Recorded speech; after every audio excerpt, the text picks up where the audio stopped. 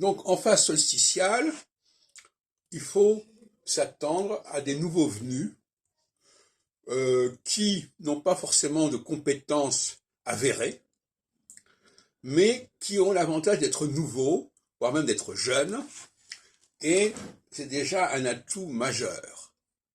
Si en plus ils proposent des choses nouvelles, même si elles n'ont pas été vérifiées, validées, eh bien c'est quand même quelque chose sur lequel on peut compter, etc.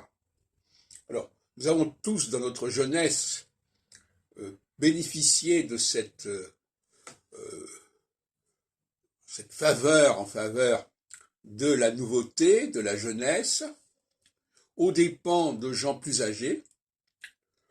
Moi-même, en 1976, j'ai évincé André Barbeau pour la publication des Clés pour l'astrologie, alors que Barbeau avait des titres plus anciens, avait une expérience plus ancienne que la mienne, mais la solsticialité voulait que l'on veuille écouter des discours nouveaux.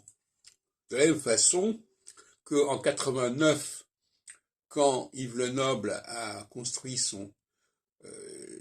sa série de colloques, on était en phase de solsticialité, on était dans la nouveauté. Alors, cette nouveauté, malheureusement, elle est souvent un mimétisme.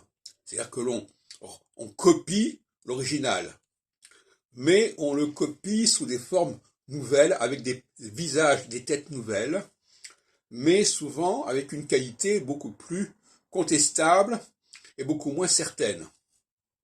Bon. Et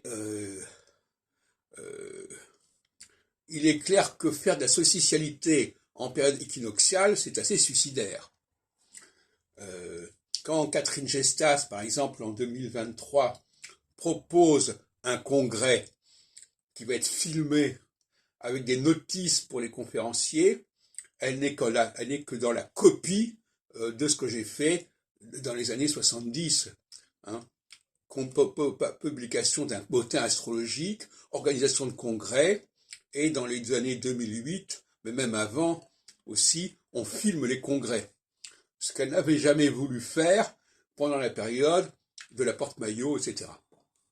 Donc finalement, on ressort des choses anciennes sous des visages nouveaux, mais sans la valeur intrinsèque de l'équinoxialité. Et c'est pour cela que faire de la solsticialité en équinoxialité, c'est assez suicidaire. De la même façon que faire de l'équinoxialité en phase solsticiale, ça ne marche pas non plus.